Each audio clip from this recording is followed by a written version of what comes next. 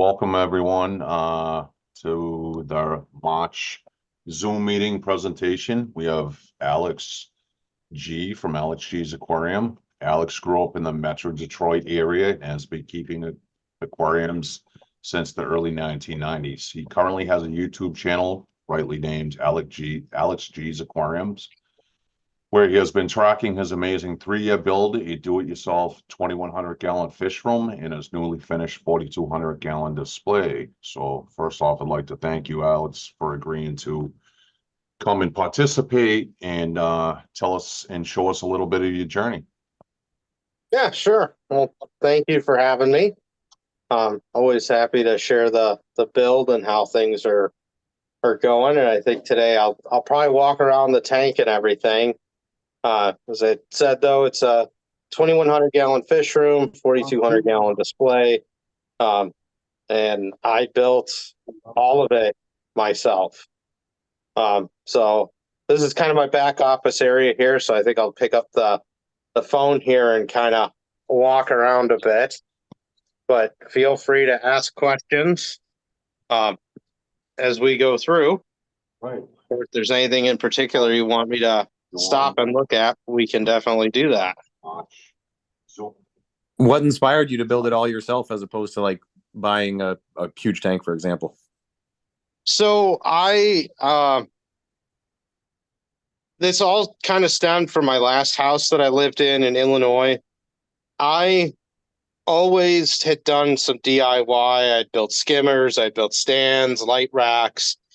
And when I first moved to Illinois, I wanted to do dueling displays with two 220s or two 240s, one reef, one fish only. And I wanted them upstairs with the fish rooms being down in the basement. My wife had told me I was not allowed to cut holes in the floor, as I did in our previous house in Michigan, as I kind of failed to tell her I was going to do that, and she was not very happy when she found out. And I fought the battle for about a month, trying to be persuasive, and my wife just said, no holes in the floor. She said, why don't you put your tanks in the basement? And I said, what can I do in the basement? And she said, I don't care, as long as you don't put holes in my floor. Nice. So she didn't say anything about holes in walls, or the size of the tank that I could do. And I couldn't fit 220 or 240-gallon tanks into my basement at my first house in Illinois because the bottom of the stairs had a sharp 90-degree turn and it was only a 7-foot clearance. And that got me thinking, well, could I build my own tanks? So that's where I first built my first plywood tanks, and that system was a total of 1,600 gallons. And then in 2020, we bought our new house that we're in now, and I had promised my wife that the last aquarium system would not stop us from moving to a new house. As when we moved to Illinois, we didn't have a lot of time, so we had to just find something. So the opportunity to buy a new place came in 2020, and then we moved into this house, and I just said, well, let's just go and do it all the way I really want to now that I've built one system and I learned some lessons. So this is kind of the next generation of all my thoughts, ideas, and where I wanted to go. And there's no way that I could ever afford to pay someone to do this. So it's a labor of love. I don't even know how many thousands of hours I have into this. But that's kind of where we're at. So here, let me turn the camera Is it like around. linked to what you do professionally? Like, for example, like running like load calcs and stuff for something that big or do you just kind of like build it extra barely to cover your bases? Oh yeah. A good friend of mine told me a good way to think about it. He said anybody could build a bridge, but an engineer could build a bridge that almost falls down. So I just overbuilt everything. way beyond where it needed to be, so that I was well beyond having to even worry about things. For instance, this tank full with everything probably weighs somewhere between 40 and 50,000 pounds. The stand has got enough stand legs to support 250,000 pounds. So I definitely overbuilt. Very So- cool. Very So when you walk in the basement, this is kind of what you see. This is the front part here is my non-reef safe L section. This is 1/3 of the tank dedicated to non-reef safe fish. So I've got right now just my puffer I've had for about 2-3 years. Well, yeah, about 2 years now, and my Spanish hog that I've had over 6 years was actually the first fish in my last system, and it one's moved with me over here. So they're happy in their new house. And then the reef tank section is here. And this section of the tank is 24 feet long, 6 feet front to back. So, and I'm just getting this started. I just put salt water in at the end of December, early January. So the tank is just starting to kind of get going and has some corals in it now. So slow and steady wins the race. What do you plan on using for flow in something that big? Like I think I see a power head there. Yeah, so right now it's kind of laughable. I just have one MP40 on the back just to get some flow in this section of the tank, and then in the back corner here there's a Panta Ray ECM 42 that's wide open. So that between those two, that gives this section of the tank a decent little flow for the corals that are in here. But I am in the DIY realm of working on pumps right now. So this is actually one of the ones I'm working on right now. This is a pressure pump that I have converted to a flow pump. So it's a 115 watt, 24 volt DC motor that I pulled the volute off of. I pulled the impeller off of, and I've 3D printed propellers and a cage to go around this. So this pump actually is still in testing. Right now I'm just tuning propeller sizes. So I've got a couple more here that I just printed off in the last couple days here. So I'm going to try these two sizes out too and kind of see which one seems to get the biggest bang for the buck. But right now with this pump on high, it will easily push water past the 12-foot mark. So That's awesome. Super good idea. I sent this to my house. the other one, and this one's a little bit more experimental, but let me because you can only see this, but this is what I'm working on. So this is a reef flow hammerhead that I am now turning into a flow pump. It's going to be a giant gyre. So, Whoa, that is gnarly. yeah. So about 400 watt AC motor, direct drive into a gyre. I've been building and toying around with this thing now for a couple of months. I call it the Sea Whiz.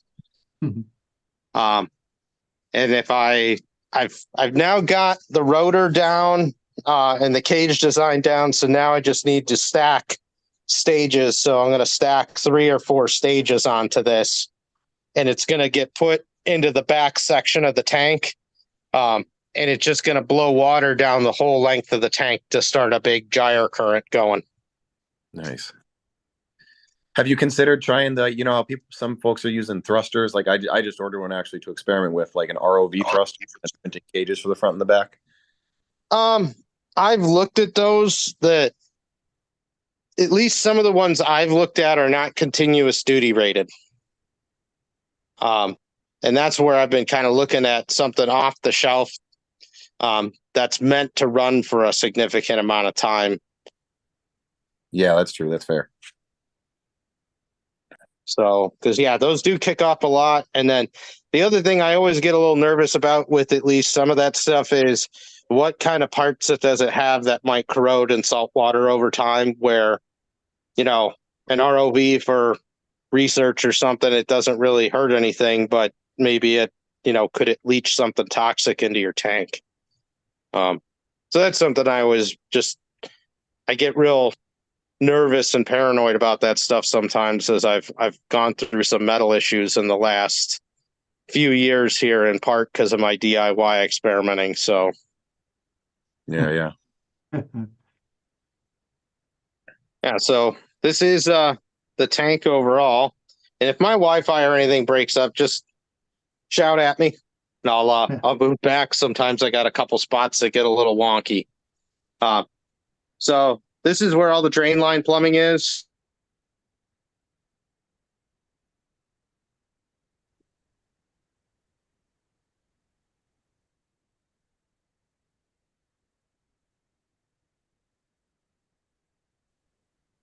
Oop, Did we lose we him? lost you. All that water is probably causing Wi-Fi. Yeah, issues. that's some serious interference back. right there. Am I back We lost now? you a little there. Yeah, we All lost. right. I Don't know. go to the edge. I know that's one of my dead spots there. So, so my overflow box here, that has 5 2-inch bulkheads that all go into a single 4-inch line, and then that 4-inch drain line goes through plumbing all the way through underneath here. I've also got a 6-inch ventilation duct in here for humidity control running through there, and 2 2-inch return lines that are for my single return pump running now, and what will eventually be a backup or a second pump that'll get added on in time. So all the water that comes into the tank comes in on this side here through this return here, or when I get the new one going, there'll be one on the far end as well. So all the water comes in this side of the tank, and it has to go down the whole length to get to the overflow.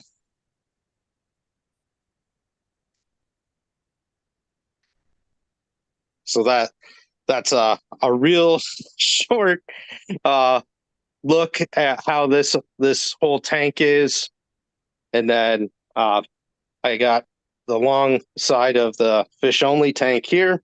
And then this is my back office area here, where I have both an area for the fish only tank where I could see down the long axis of the tank. And then I have got a 6-foot section of the reef tank here as well.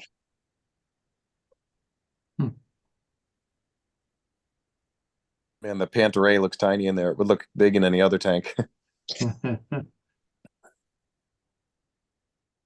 So that's just a real quick overview here.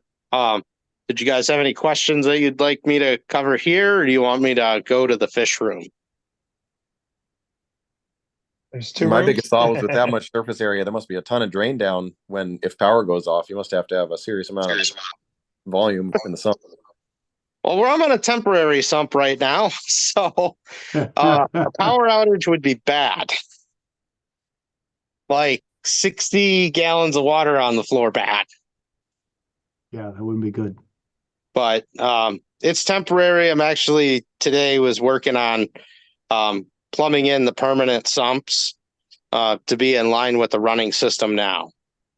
So that's part of the reason I wanted to start this tank up, get it cycle started, get some algae going in here. You know, I've already had a big copepod bloom in here as well. And so now that I'm starting to get some algae coming in, it's just slowly starting to kind of come around and get, you know, a little bit of the uglies here. So I'm just letting it go. And, you know, I'm going to have, I actually have more lights coming tomorrow. So I'm going to have some more lighting to get the rest of the tank under some basic lighting. See that thing or no? What are you doing for lighting? Follows. I saw so- some radions. So right now there's just 3 radions, 2 over here and 1 over here. And I ordered 4 Quanta Pro bars. So I'm going to put 2 over the fish only section and 2 over the other reef section. And then I'm going to relocate a radion here. And then another one for my fish room, I'm going to pull in here. So I'll put 4 radions on this to start. And that should give me some basic lighting. And then I'm just going to slowly add more lights as I need to. Same with flow pumps.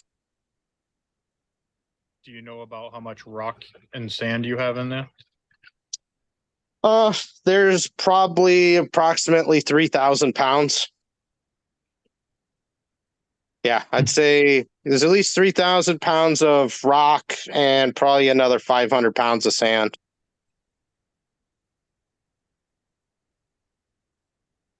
So So, Alex, Did I- you Go ahead, Chris. did you do any like live rock, or did you all start kind of dead? so I put in a few seeded rocks from my other system and some seeded sand from the running system when I added the salt.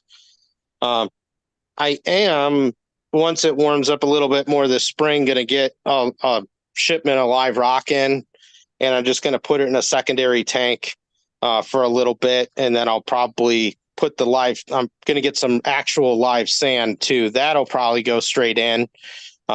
But I'm going to get another load of live rock to seed the whole system again and just replenish some life into it.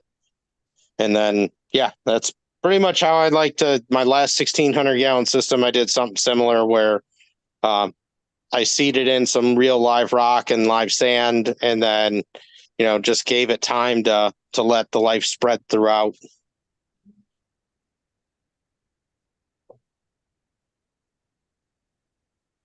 And you got your Right. humidity issue under control now?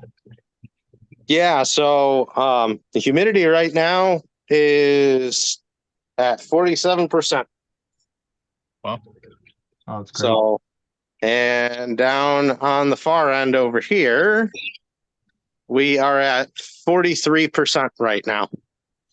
So, well under control now. The polycarbonate tops I put on have taken care of any remaining issues.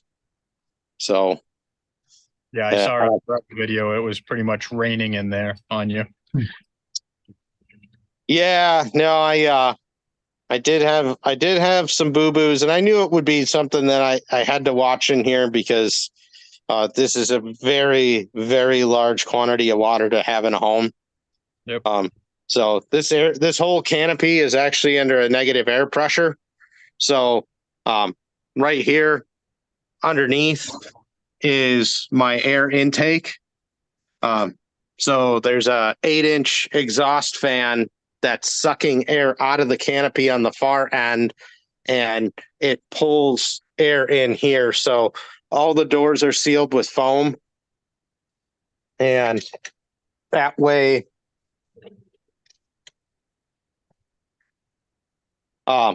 everything's weather sealed all the way around. So and I got a little bit of area here that's open top, but you could see just how much condensation is coming in with these tops. So they are doing their job. Wow. So yeah, when I did not have the tops on, I was evaporating approximately 10 to 15 gallons a day. And it was creeping up the humidity in the fish room. It went from 50 to about 58, which is definitely getting not quite to the danger zone, but it's getting there. But what I ended up seeing happening is for the short winter we had here in Chicagoland, we had a big deep freeze and a bunch of snow on the ground, and it all flipped from like 0 to like 40 degrees in a day with rain, and the humidity outside went into the 80s. And the house itself started creeping up to around 60. And that's when I kind of knew that this was not quite doing what it was supposed to. Outside does not help. But it was definitely creeping up a bit. And then right when I thought I had it under control, I accidentally had my Apex program to shut off the exhaust fan if the temperature hit 80 in the tank or in my fish room system, and it happened to one night and it shut the fan off. So the humidity in the whole house did go down, and I was like, well, that's great, until I got in the fish room and realized that the fan was off and ran in here and it was raining inside the canopy. So after that day, I just went and bought tops for the rest of it. You lose a little bit of power, but that's a small price to pay to keep humidity control. And do you have that exhaust fan running through like a heat exchanger, or are you just pumping that air out of the house? Oh, it's going directly into the fish room, right next to the intake of the dehumidifier. So Okay. I'll walk back there. I'll show you guys. Hey, Alex, how do you, I guess, how do you get in there to escape and maintain in the tank? Do you have like an access per location where you can actually climb in there? I could get in pretty much at any point. The canopy is tall enough to where you can get in. To be honest, I'm working on some tools already to help, but I have cross braces that are spaced out, but I can crawl in between them. So if I really needed to go in, I could. But the idea is that I really want to be able to just pull tops and work with tools to do most of my work. Those I noticed those like humidity covers you have. Do you have any idea on the UV robustness of those? The only reason I ask is because this isn't obviously not directly related, but we use a similar product on the chicken coop to like keep the wind out in the winter, and when the UV hits it from the sun, it clouds it up and it reduces the light throughput quite a bit. Yeah, I've been using these for a while, and they are UV rated. Okay. They do have a side that's UV protected. So we said, well, we'll just see over time what it does with them. But so far the corals seem okay and happy.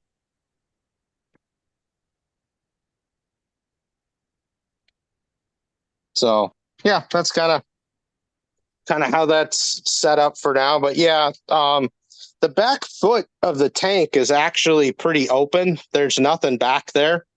So really the aquascape kind of stops at 5 foot. And really I wanted to try and keep it to where once I kind of get some big colonies growing on those rocks back there, I'm just going to let a lot of that stuff kind of grow wild. And if anything, I'll probably just get a hammer on a stick and hit it with that.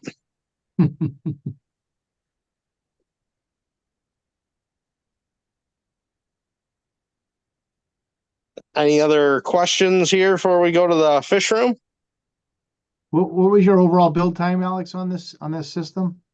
1,131 days of construction. Oh my God, that is insane. So just over 3 years. What are some things that you might have done different on a system this big, planning wise or even build wise? I think the only design choice that I have that I wish I could have it, but I made the decision is I would have liked to have had a walking platform behind this section of the tank. My previous 1,600 gallon system, I had a walking platform along the back, which was absolutely wonderful for getting in, although I wanted the 6 foot front to back more. So I went ahead and did that. And I really looked at it and I said, well, the back foot of the tank's not going to get used. And I'm just going to let stuff grow. And when it came to placing corals and moving corals and stuff, the walking platform was good. But even in the last tank, it only let you go so far.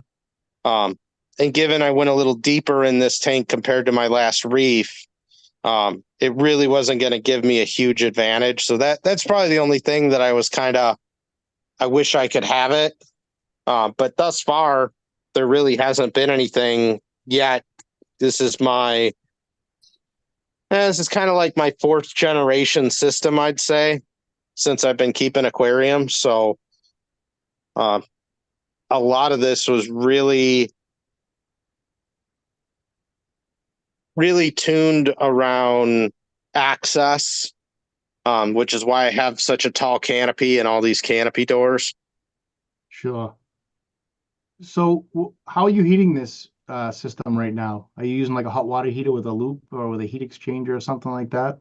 Yep, I use radiant heating for both of the systems right now. So yeah, it's a Renko temperature controller with a recirculating pump and a PEX coil. So I tap into my hot water line and run it through a coil.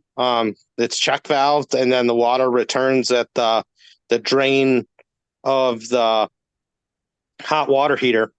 So, and actually I got 2 loops set up right now, so 1 for each system. And those loops fit in your sump, or where do those loops reside? Yep, they're in the sump tank. So when we get back there, I'll show you guys where they're at. Do you find with the system being that long that, like, because you'd be returning hot water, do you find that on like a cold day, the one end of the tank is a little cooler, or is it pretty homogeneous? No, not really. So I always measure my temperature on the drain as close to my water drain as I can. So that way it's measuring temperature on the water entering the sump. So, but usually my systems stay well within a degree. Because the glass, the plywood, the fiberglass, all of it is incredibly good insulators. So, right now the basement temperature is about 75 degrees and the tank's running about 78. Yeah. Well, So the good that- news is it looks like you'll be able to fit 2, maybe even 3 tanks in there. So good. Hey, right now this is probably the world's largest tank with 2 bar gobies and a flame hawk if I could figure out where he's at. So, yeah, there's just 3 residents in the reef now for fish. And then just these 2 over here in the fish tank. So do you have a must-have fish that you're going to put in this system? I got a big list of fish, but nothing, I don't have anything super standout. I'm not a rare fish collector. Sure. For me, there's a lot of fish that we see all the time that those are a lot of the ones I just look to keep. There'll definitely be some different angels, good variety of tangs in here. I'm probably going to try and get another porcupine puffer. Do some triggers. I'd like to try some butterflies that are not coral obligates to put in here too. So yeah, I got a real long list of fish, but generally it's, I just like having the variety. What about water changes? Is that going to all be automated through your sumps, or are you going to have a flush fill system? So I have right now. Well, do you guys want to go back to the fish room? All right, let's go to the fish room. We could come back. All right. So I'll cover this one real quick since I'm walking by. This is just my this is just a 100-gallon tank that's on its own standalone. So this is kind of like the arrival center. So everybody new coming in, all the fish are going to sit in here and holding for a month or 2 before they get moved into the running system. That way I can keep an eye out for any disease or problems and do any dipping or additional quarantine that I have to. But typically I like to put new fish into a good environment. That's a healthy reef tank, and just keep an eye on them for a while, make sure they're doing healthy, eating well. And if they're good in a month or 2, I dip while I acclimate. So if everybody's good for a month or two, I'm just going to start rotating fish in here. When they're good, they'll go into the main system, and then I'll just get a new batch of fish to go in here. So, the fish room. Uh-huh. So I'll kind of pan around here.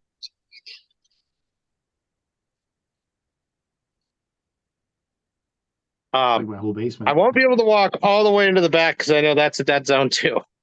But if you guys lose me for any reason, let me know. So this is where everything comes together. This is a 700 square foot utility room in the basement that I converted into my fish room.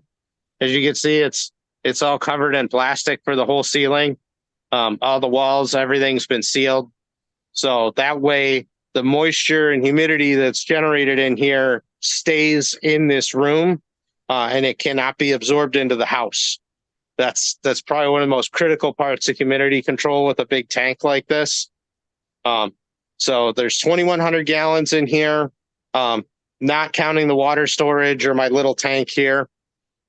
And I'll kind of quickly run through this and then we can go to some detail. So this is a 120 gallon HDPE sump. This is currently the sump for the 4,200 gallon aquarium. I got a little Diablo skimmer on there with a Jabo pump that I made my own DIY needle wheel and Venturion. So that's running that skimmer right now. And then the sumps for the main system here. This big tank right here, you can see the skimmer sticking out. This is my main tank for the fish, or for the 2,100 gallon system, and this will be for the 4,200 as well. So it's a 265 gallon HDPE tank, and this is where all the auxiliary tanks in the back here drain. And then you can kind of see right there, there's a piece of 4-inch PVC. Let me walk back here. So this is an interconnect line to my second sump right here. And this is a 500 gallon, 10 foot by little under 4 foot sump. So I have 765 gallons of sump capacity. So all the water drains into the systems there. And then from there, the first return pump comes off. It comes over and up into this tank. This is where I'm just holding some of the corals I have right now and some of my fish.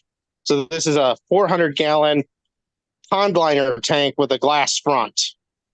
So I built this one myself. This is the stand of my old 480 gallon, and then I modded it to try this new design, which is EDPM pond liner, which I folded into the shape here to give it a rectangle, and then I sealed a piece of glass into the face of it. And then this has got threaded rod crossbars in here for cross bracing that are encased in PVC, which is this was kind of the precursor test to what I used in the 4,200 for cross bracing. So this reef tank here, it's got two 2-inch drains. Well, let me go back here. So from here, the water drains out and goes through this whole plumbing manifold here. So there's two 250 gallon HDPE inline doorwall tanks. So this is my water change system. So when I want to do a water change in here, what I'll do is I will isolate these two tanks. I've got a pump out that goes directly to the drain system of the house. And then I can refill these tanks with RODI water. I heat them. And then all I have to do is turn the valves over here and a set over here. And I've done a 500 gallon water change. I can also expand that to 1,000-gallon change by pumping this out, refilling it, and getting it ready, and then pumping out the sump tanks. When I shut everything off, I'll pump out the sump tanks, and then I pump this back in the system in a bypass mode, put 500 gallons back in, refill this, and then turn the valves, and then I effectively done 1,000-gallon change.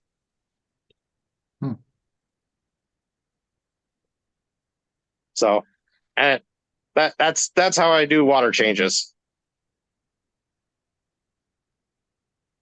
It's easier than buckets, I guess. Yeah, I'm no guessing buckets. you're like on city drains, so you don't have to worry about pumping that much salt water into a septic or anything. Yep, we're on city plumbing. So, Nice. and then the drain lines here go along the floor. They go back into my plumbing trestle, this is what you can't see going in the other room, but it's my 2-inch return lines, my 6-inch duct, my 4-inch drain line out of the system, and then the 2-inch drain lines from this running system that go back. And then I also have, this is my pump out station. So this is the main drain line of the house. So I have it set up where there was a clean out. I went into with a cap, and then I have it, you'll see I got it triple valved in here so that, and a reverse trap. So, but that's how I can pump out directly out of the system as well.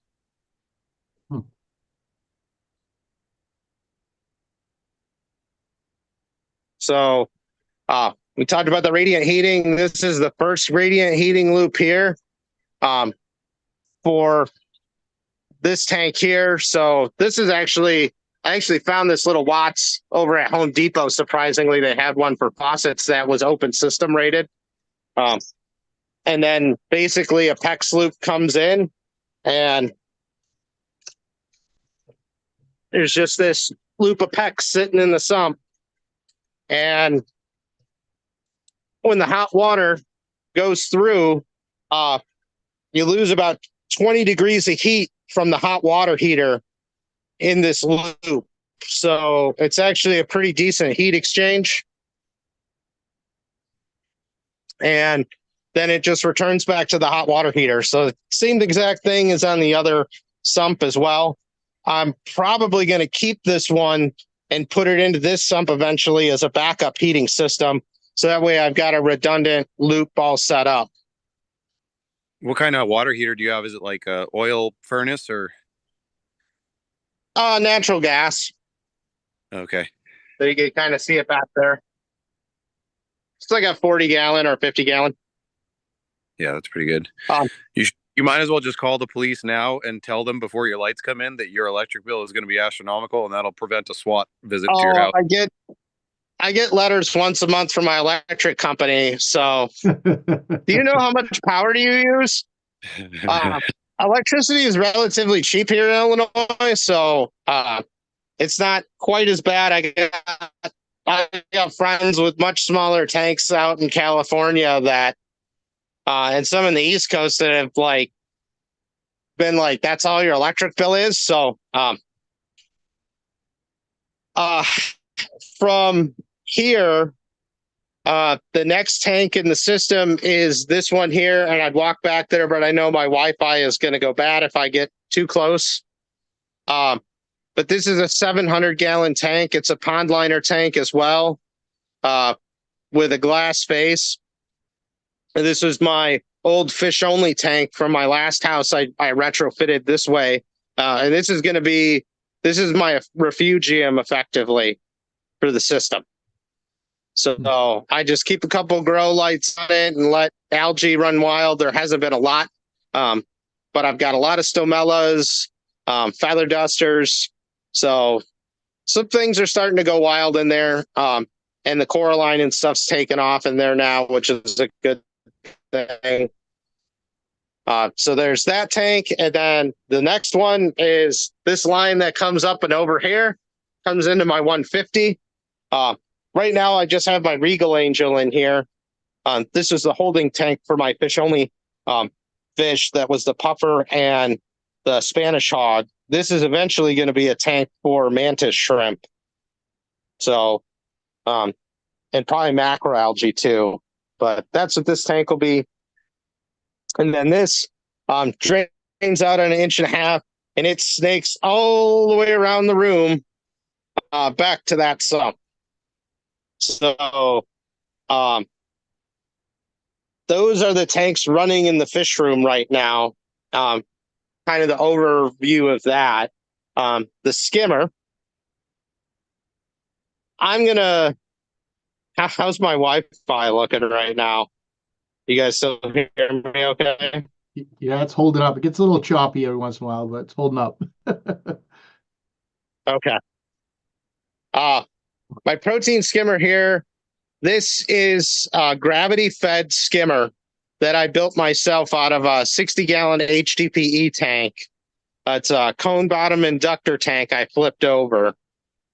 And it's gravity fed, technically from the 400-gallon tank right now. And it's also going to get a feed line from the main display in the next few weeks too. So the water runs in. I've got 2 DIY needle wheel pumps that are some Jabo 15,000s running. And kind of funny because I built these a while ago, which there's one. So this is one of my original DIY impellers here. And I made this before 3D printing. So this is all handmade with acrylic rods and flat acrylic pieces. And I drilled every hole, inserted every pin, and glued it. Which I kind of laughed because I remember someone going, "Did you 3D print those?" I was like, "No, that's why there's 60 minutes of DIY videos for them." So, but now they could just make that in a few minutes with a printer, which is pretty nice. Couple other things going on back there. I've got my I got a Geo commercial size calcium reactor. It's not running right now other than water going through it. And I've also got my calc reactor, which is off right now, just slowly filling back up. That's how I do my supplementation. And I got one little jug of Alpha Reef there as well. That's just supplying my little 25-gallon here, which again, this is just another fun little tank. When I was having a lot of problems with zinc in the running system, I put a lot of corals in here because I found out high levels of zinc will kill soft corals quite easily. So I moved a lot of the softies in here, and I've just been keeping this as a little standalone tank for a couple of years now. So I'm just going to keep running it. And I let the macroalgae go wild in here. It's just a fun little tank. Have you tinkered with auto washdown or anything like that for that skimmer? I haven't yet. I'll do like 5 gallons every week or 2. I'll just swap out on it. Yeah. Maybe I'll do some automation with it in the future, but the reason I set it up was because I was having problems in the other system. Because I almost thought about tying it in, but I'm just going to keep it separate for now. No, I mean for your big protein skimmer, have you tried like auto washdown for the cup? Oh, like, auto washdown for that? I have not. I have some DIY ideas for that to do a neck cleaner. And I've also thought about adding a very large air pump as well, just to do air injection on top of the needle wheels, just to kind of really, maybe once an hour or so, just have it turn on and just, kind of pull out some wet skim from the tank for a few minutes. See if I can do something like that. I'll have to send you. I had a skimmer of comparable size by Aquarium Engineering. I know they're kind of unpopular, but the dude did make some pretty awesome equipment, and I can send you how their like neck cleaner and auto washdown worked. It was pretty ingenious, and I don't think he would care, dude. I don't think he's I think he's out of the hobby now. But they had the same deal too. They had they used a big Alita air pump to force air in from time to time to make it pull wet. Okay. But that's awesome. I love your idea of the inverted cone bottom tank. Like that's such a smart way to get the cone. Yeah, and I mean originally with my old when I was first starting my 1600 gallon system, I was like, how do I save money? And I was like, not buying a feed pump and gravity feeding the skimmer is the one pump I don't need to buy. So the return pump for the main systems are going to be what they put the water flow through it. So the recirculation of the water through it or the air through it, it's all just recirc inside. They don't push any water through it.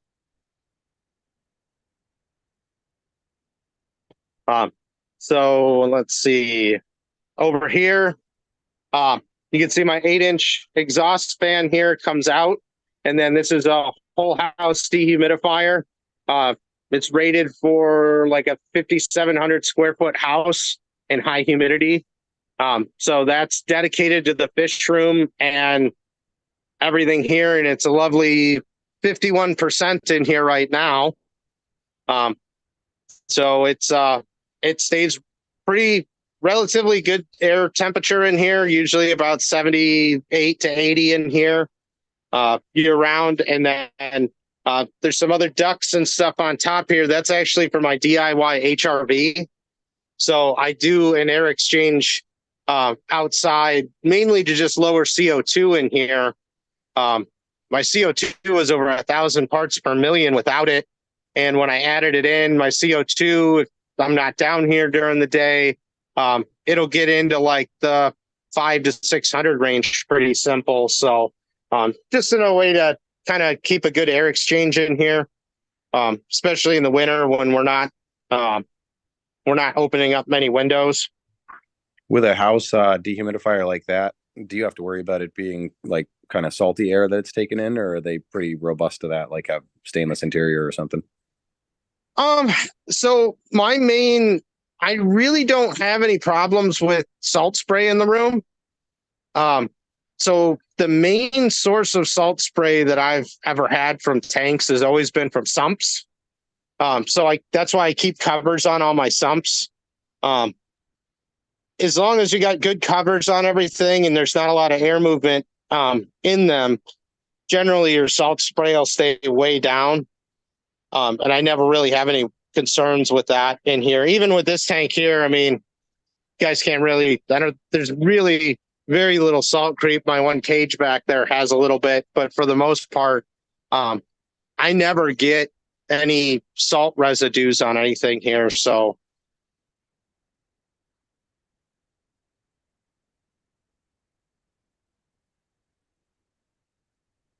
Alex, we have a question from one of our members. Do you still have the bioluminescent algae?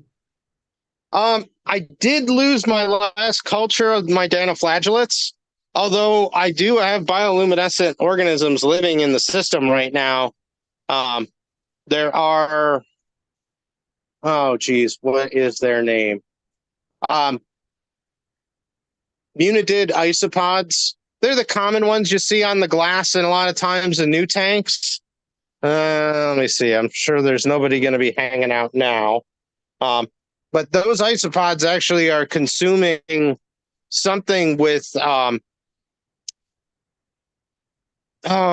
the name of it? I'm trying to think of it. The photobacterium, which is a bioluminescent bacteria that, it's actually a pretty simple test in a lot of tanks. If you ever have like a piece of dead shrimp or some food that sits on the bottom for a few hours, it'll actually start to glow all by itself. And it's the bacteria there that are feeding and generating the light. So I'm sure I've got a few different types of worms as well that are bioluminescent right now. But yeah, I've got to get a new supply of dinoflagellates. But yeah, I used to grow those quite heavily. It just happened to be last summer. I kind of forgot to put my colonies on the floor where it's a little colder, and I kind of cooked them off.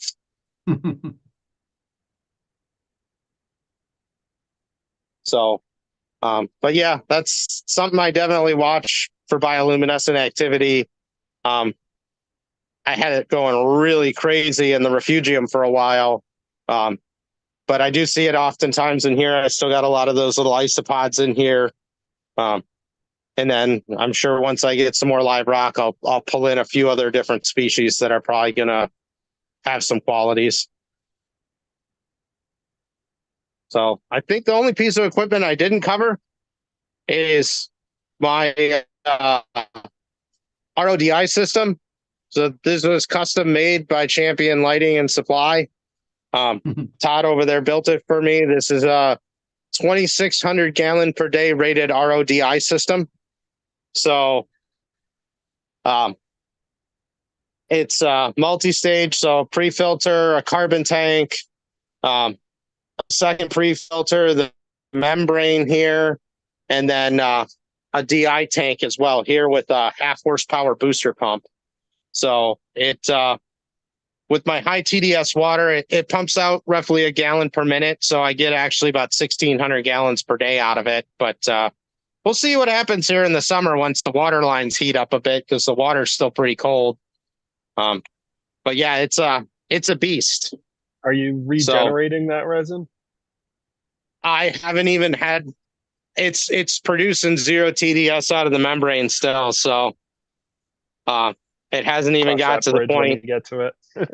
Yeah, I know I could do it. I got to research it a bit, because I know at least a little what I've glanced at, some of those chemicals can get a little nasty. So I got to look at it and see if it's going to be worth it. Is your incoming water just chlorine or is it chloramine? It's just chlorine, luckily. So, but my TDS coming in, it's been a little lower lately, but it's been when I first started the unit up, it was between 280 and 325. So it's pretty high TDS water.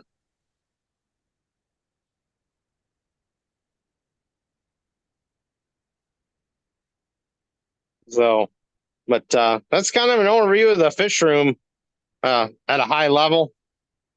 And then, I have my fun utility sink here, which if you ever are going to build a fish room or build yourself a utility sink, I'd highly recommend this. So I'm in my early 40s, but even at my last house, I had just a regular square utility sink, and arching over to clean stuff in it used to just bother my back slightly. So what I did is I bought a bigger tub and put it on stilts so that when I stand here, I could touch the bottom of the sink without having to lean over. It also gave me the opportunity to build my own trap. So this is my trap for the sink, which is a 5-gallon bucket. So sand, rocks, any of that stuff go down the drain. I don't care about it because it's trapped in a bucket. And I could just pull a couple unions and clean that out and not have to worry about things going down the drain, especially since the plumbing down here goes to an extractor pit with an extractor pump. And if I have to go in there and deal with it because I clogged it up, well, it's going to be a lot more than what comes down the sink because the toilet ties in too. So yeah, that's my other thing I did here is make that little utility sink up, which has been really nice to have. A great idea.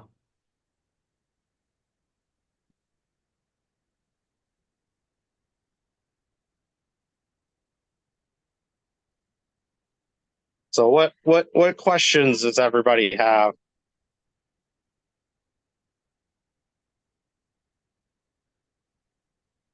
All right, guys, got some questions? I don't know if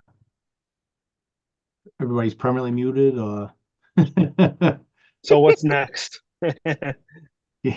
What's on the next build? Oh, there is no next build. That's it. What did your wife get in return for allowing you to build such a massive system?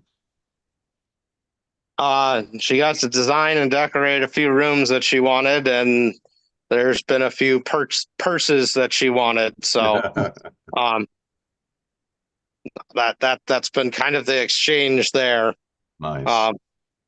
But this is kind of my zone that we agreed on, and I will say this: it's something I've been very honest and open about on cost and time, and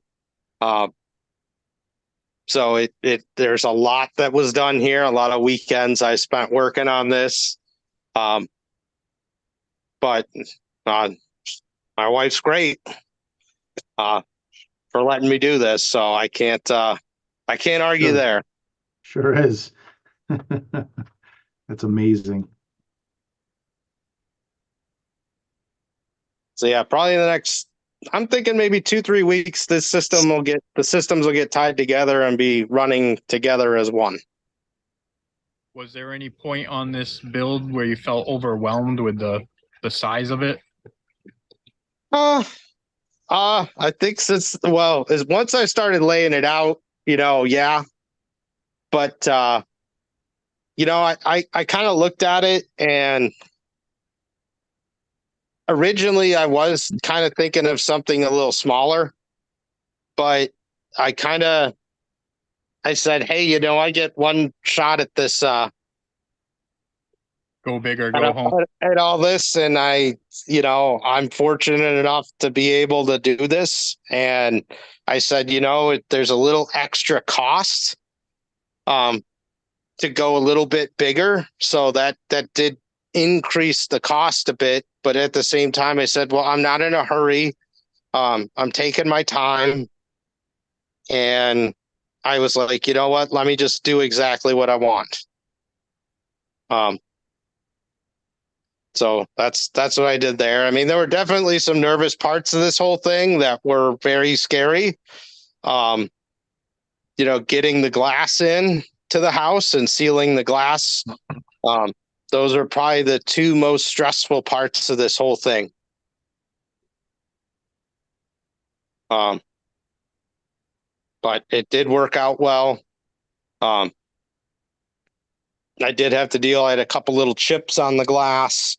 I had to deal with, and I had to ground them all out myself. But that went well. And then sealing, I have a video on sealing this aquarium, and I did think that the stress of pulling the corals in might have been probably what I thought was stressful. And until this pane of glass was getting sealed in and my plan to inject the silicone failed, that's when stuff got really real, really quick. So what was the thickness of that glass, and how? Maybe I can look at your YouTube videos, but how did you even manage getting that into the basement? So it's 3/4 inch float glass that is low iron. So originally I wasn't going to get low iron, but Joe at Glass Cages worked with me, and because I was good in such quantities, like why don't we do low iron? So for a little bit of a discount on it. So I said, yeah, I'll just do it. But to get the glass in, then I'd walk there, but my Wi-Fi gets bad. On the other side over there, there's an escape window for the basement, and that's how I brought the glass in.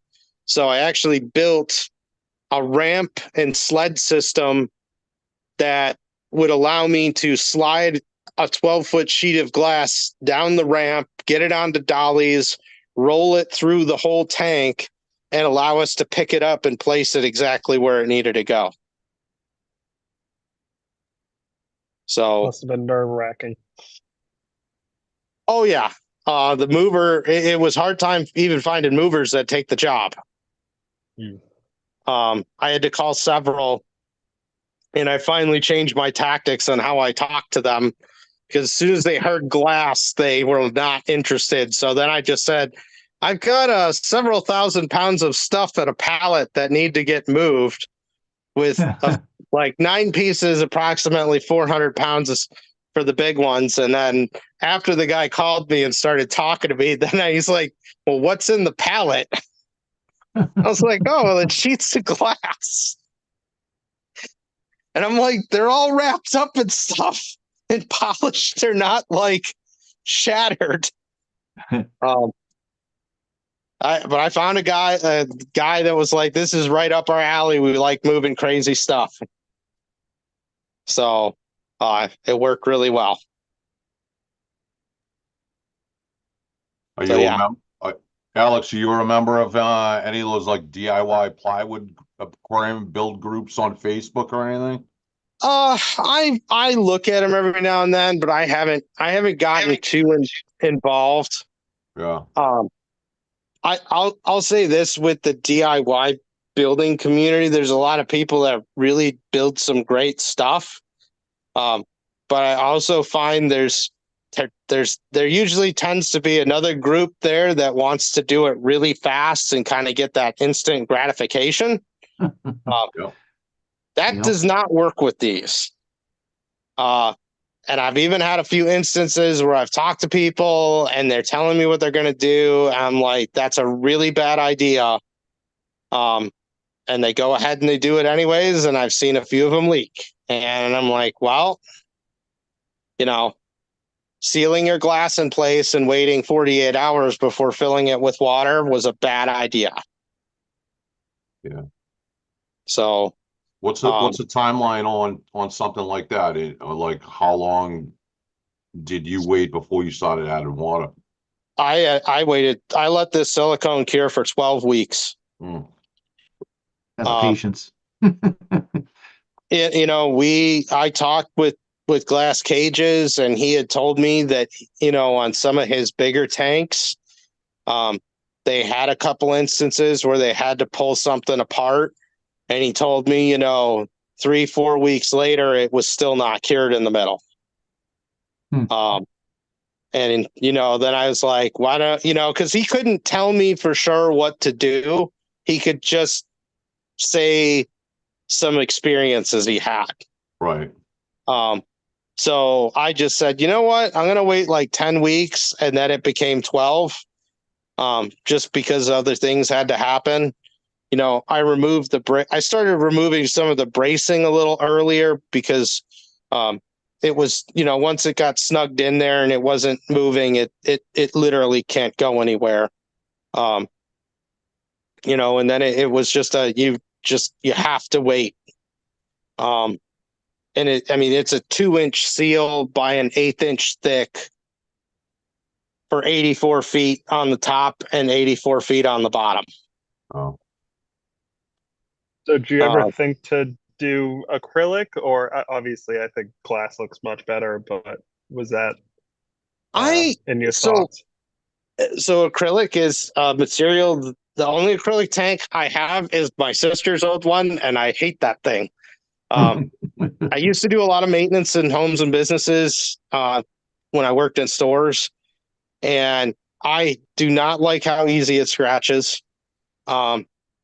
There is a size and a dimension that when you get to, you really don't have a choice. The problem in a DIY build like this, and I do know a few. I have a good friend that has a 5,000 gallon tank that's cement with acrylic windows, and he kind of faced the same problem. The challenge with acrylic is it doesn't bond.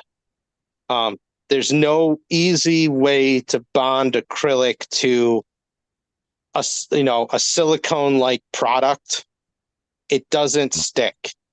And what you have to do essentially is, while you might use something like a silicone, it's essentially acting like a gasket.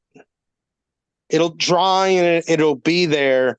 And if it's under pressure, it'll hold the water back. But if you take that water pressure away, it could pop the window out because there's really nothing else holding it. I've seen a few people that have done some bolt-on methods that have worked. And for me, it was just too much hassle. And I don't, it's just a material I don't have as much experience with. Where glass, I've worked with Pond Shield a lot now, more so than I have before. And I've worked with a lot of glass and products like an ASI or an RTV 108. I bet I could pick this tank. I could pick one of these sheets of glass up if I could and hang it off a ceiling with those products, and it'd probably be fine. That bond is ridiculously strong. And putting it into a seal like this where the water pressure is pushing outward on it, it's got nowhere to go. So it's got a bond and it's got a compression from the water also helping to keep it sealed.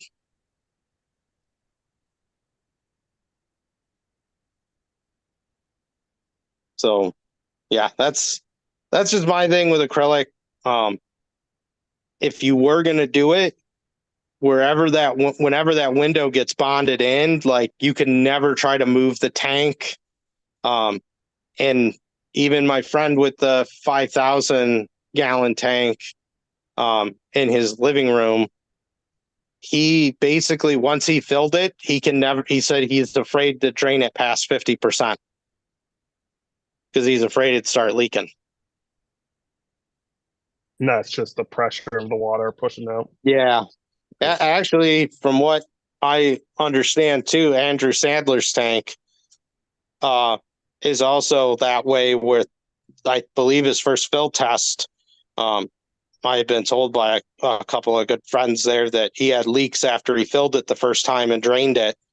And in part, that's, the bond just, it was fine the first time, but when they drained it, it let go. I guess that's like keeping a wooden boat in the ocean. It just swells up. So, but yeah, and this is my first foray into doing full on fiberglass for everything. So, I decided I was just going to fiberglass the whole bottom, the whole interior, all the top rails. So it just adds a ridiculous amount of strength and extra sealing on there. Yeah, what a process that was. I used to think I really hated painting, and I hate fiberglass more. Yeah, fiberglass is way worse than painting, and painting sucks pretty bad. Yeah, well, I had to fiberglass. I fiberglassed the whole bottom of this tank in a day, roughly. And I found out just how hot that stuff gets when it's starting to go off. I almost bonded myself to the bottom of the tank. That's awesome. My Tyvek suit and shoes got stuck. Oh my God.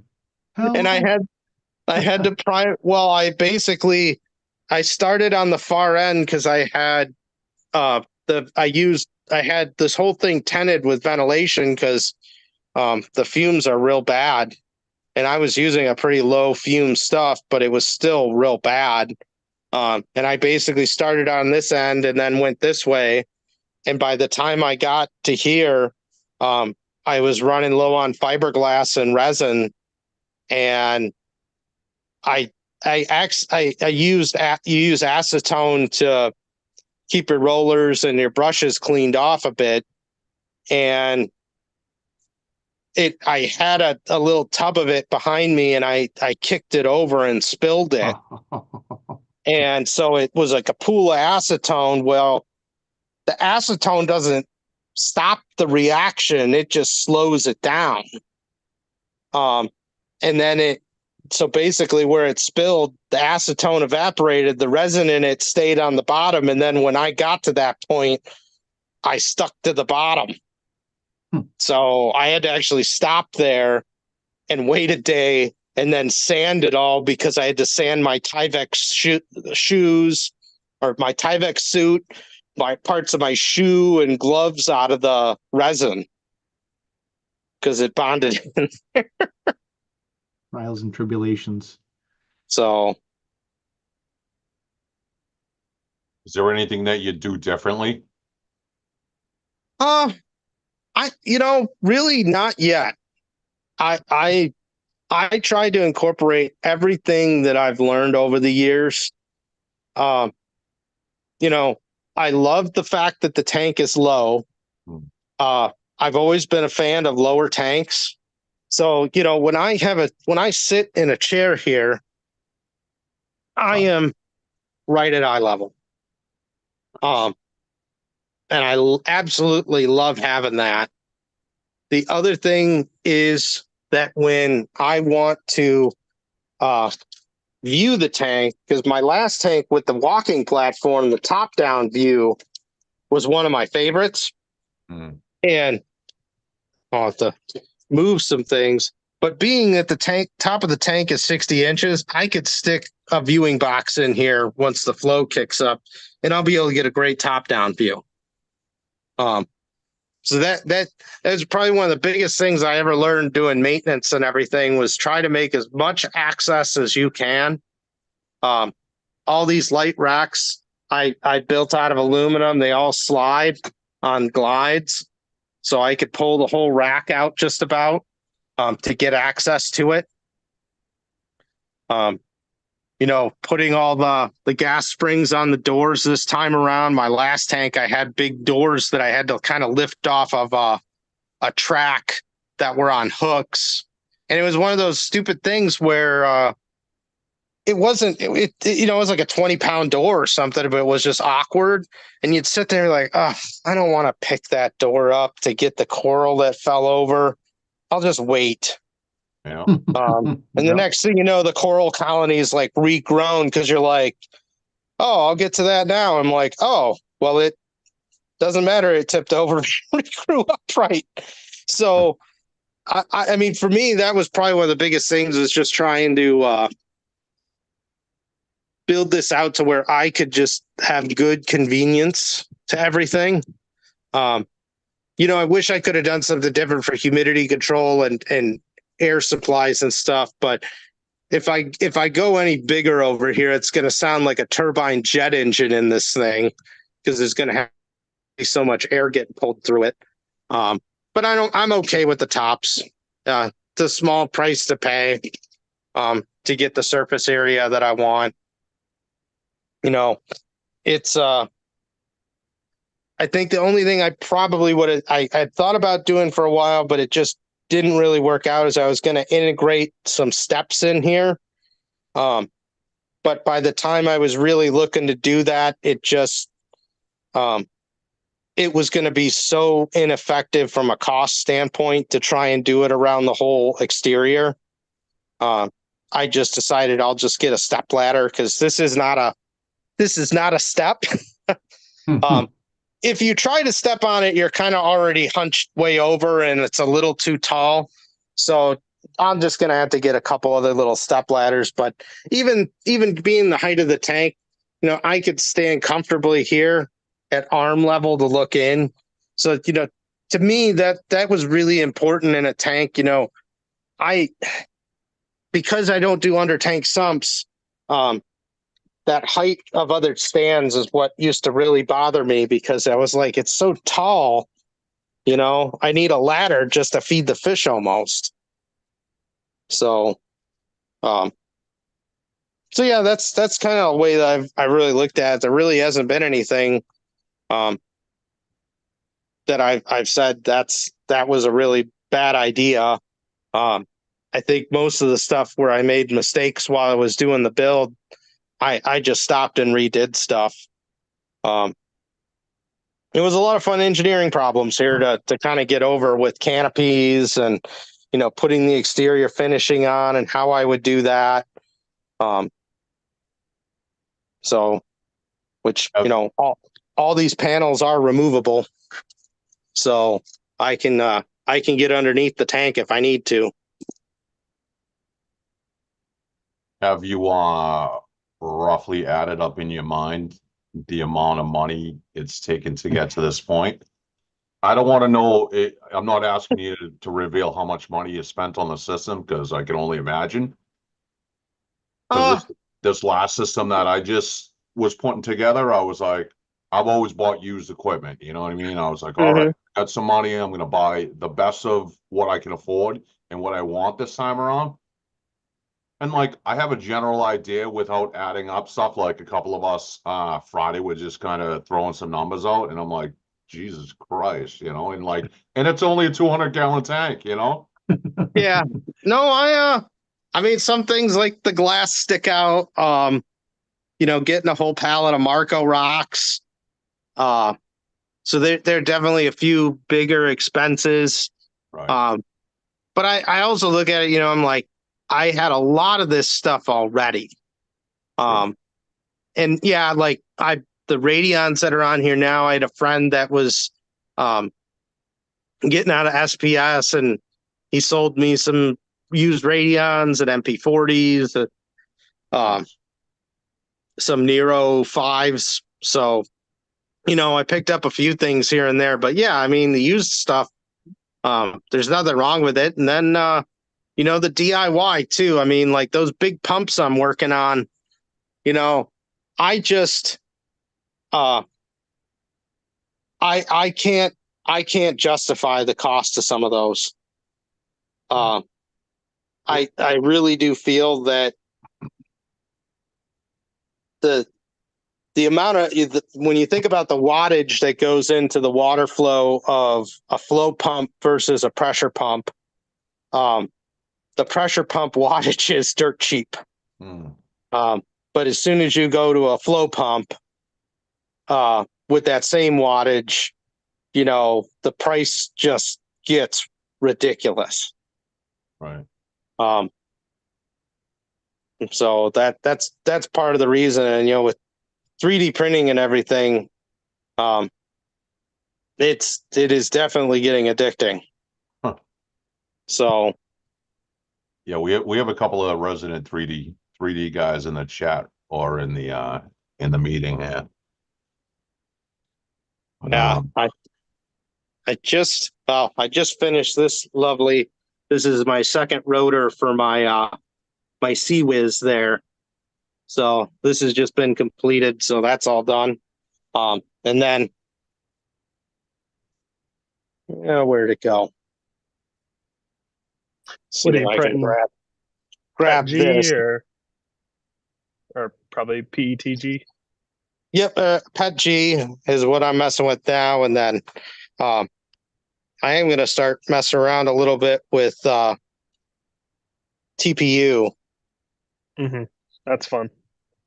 So this is something I'm working on. This is just the first iteration. So talked about having to get in the tank and deal with stuff. So this is my extendable aptation injector. So I'm going to make this is expandable. So I'm going to make this thing about 3 or 4 feet long, so I could sit here and do that without having to go for a swim, because I've already had Aptasia in the tank. Are you doing lemon juice or citric acid? What are you using for control? Aptasia, or I'll make up some calc paste. Okay. So, but that's what I've been kind of starting off with. But I've had great success with Bergia before, but that for when I got onesie twosies like this, I'm not gonna waste the money on Bergia. So, but yeah, so that's kind of where I'm it's little things like this that making your own tools up and having some fun with it, I really enjoy as well. So it'll allow me to keep the DIY stuff going even after the tank's running. So did you think about doing like a closed loop for the flow at all? This kind of goes back to the amount of flow you're getting for the wattage you're putting into it. Propeller driven pumps, gyre style pumps are a lot more efficient in moving water for the watts compared to a pressure pump in a closed loop. And while I had thought about it, I do have a couple of things that I will not do with tanks. I have got very strong feelings on my own end of I will not put holes on the bottom of a tank. I will not do it. And in part, it's because of having done maintenance for so many years and having to do something even when it's swapping out an built-in overflow box bottom bulkhead on a 300 or 400 gallon tank where the box is a little leaky. And the stress of that, I won't do that. But if I was going to do one, I would just do through the side holes or trying to think. I think it's David Attenborough's tank in England. He has a closed loop system where he runs the pipes over the side and he just runs them along the bottom and has like things covering them. But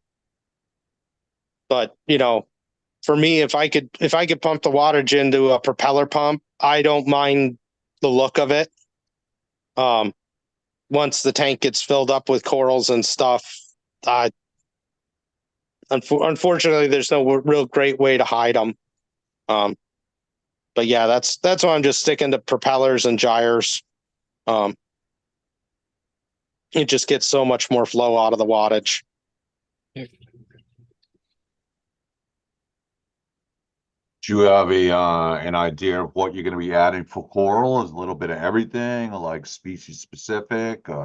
Yeah, so so this tank is going to be a mixed reef.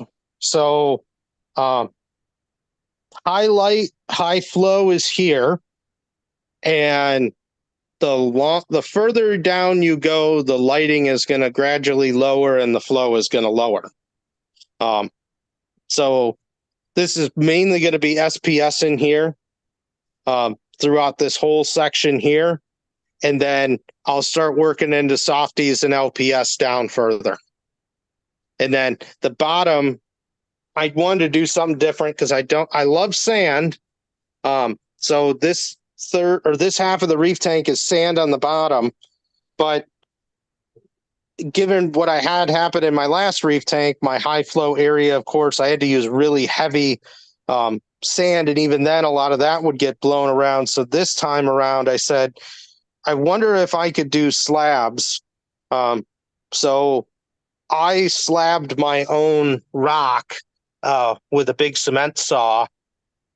And I decided to just put slabs through this whole section of the tank. So that it's not just a bare bottom completely. It's got some texture to it. And even now, I mean, there's not much growing in here yet, but I really am liking the way that it's looking. It's something different and a little unique. And then originally I was going to do the slabs in here, but I ran out of rock. So I decided here to do rubble, which actually has worked out really well because then, of course, he's not going to do it. But for fish like this Spanish hog, they love to nose rocks and pick rocks up and move them to look for critters underneath. And it's actually, I've been observing that behavior daily with that wrasse. So that's kind of why I said, let me just do rubble in here. And then there's a big sand pit in the middle. So when I get some of the species of wrasses that bury themselves or fish that like to puff in the sand or mess with it, they got an area for that as well. A puffer looks hungry. He's always looking for food. Oh yeah. It's his dinner time in the evening. So generally he'll get, about half a cocktail shrimp or clams on a half shell, or squid. I've been trying to get him to see if he'll eat some bigger pellets, but not yet. So, and that's part of the reason I love these guys. I mean, they're so intuitive and they're just great fish. And that's part of the reason I went with the split display and decided to do 1/3 fish only, 2/3 reef. And then I put the rock wall in. You could kind of see the double divider there. There's a double egg crate divider that separates the two tanks. And then this is the only side really where when you just look at it, you could see the egg crate. But honestly, I don't mind it. It's probably the one little eyesore in here, but there really wasn't any other way to do it. Effectively. Line covers it. You won't see it. Yeah. And I thought about doing acrylic or HDPE, and it just would have been a ridiculous amount of machining to really do it well. So I decided to just do 2 layers of egg crate. I offset them. So hopefully nobody decides to get hungry and start chewing holes through it. But we'll do, at least I could patch it if that happens. But yeah, the rock wall, that was definitely one of the cooler aquascape features that I decided to do, kind of taking a page out of what Joe Iula did at the Long Island Aquarium. Mhm. He actually told me about this a couple of years ago when I first met him, and he kind of mentioned it. And I didn't really think anything of the idea, but once I was trying to figure out how to do this, it really worked out well. You know, I've never built a aquascape structure like this, and then, you know, to kind of do it on the far end too with the reef tank to be able to kind of get that look is something I've never done before. Hey, get some Monty's growing on there. Will look cool. Yeah, I actually got one sitting on there too right now. But yeah, I think it's going to look really, you know, I look forward to the day when this starts really growing out. So, but slow and steady. That's all about. But yeah, I mean the water quality has been really well so far. I mean the clarity on the water is not too bad considering there's just a skimmer on here. I actually just pulled my UV sterilizer off today because I needed to make room for the 4-inch drain line in the fish room sump. So I got to relocate that a little bit. So that'll help a little bit with the clarity as well once that gets going. What size UV are you running? It was formerly Emperor Aquatics, now Pentair. It's a 80-watt high output. Generally with UV, I'm not necessarily looking to just kill pathogens as much as, you know, just try to get the water a little bit clearer. That's mainly what I run it for. I can noticeably see a difference in my skimmer when it's running. So that's, and you know, it's just about, it was due for a bulb change. So I figured it was good a time as any to swap it out. You ever think about running ozone? I know, was it Polo Reef, you know, runs one because the system's so big. Yeah, I toy with it, and with my HRV, I think it might be a little bit more acceptable. I just don't want that stuff in the house. Yeah. Yep. It's, you know, that's been my only hang up with ozone ever is like, if you start to get high quantities in your house, it's not healthy for you. So as long as I had good monitoring, it's something I've considered. But yeah, I haven't toyed around with it yet.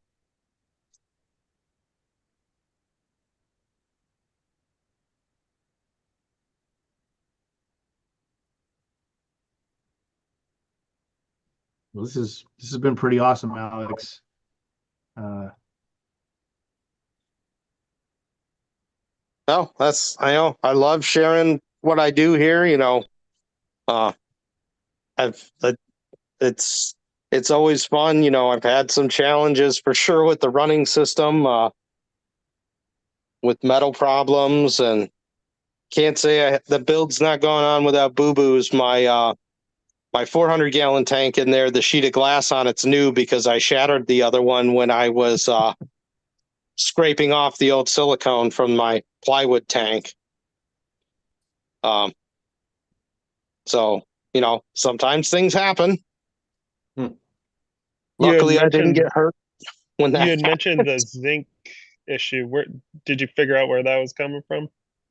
Yeah, so one of my bright DIY ideas when I set up my fish room system when I was doing the pond liner tanks was I wanted to put something on the bottom, and I said, let me try and get travertine tiles. It's a natural limestone product. And people technically have used them in tanks before. But I also bought like 200 pounds of travertine tiles. And, I still, I do ICP testing periodically. I don't usually toss all my eggs into it and believe in the levels right away. But in my fish room system, I did a test when it was just filled with RODI water, and the zinc levels were like 35 parts per billion then. And it was reading red high on the Triton because they're usually like 5 or 0 to 5 is the kind of the range they look at. And I was like, well, I'm not worried about it. And when I moved my corals and fish over, all the fish did fine. Most of the corals seemed to be doing okay, except the soft corals. And they were closing up. They weren't opening. And I figured, well, it's a new system. The alkalinity was a bit high. Let's let it calm down. And I really didn't think much of it. But eventually the soft corals started dying. The LPS corals started fading out, and a lot of those died. The fish seemed to still be fine.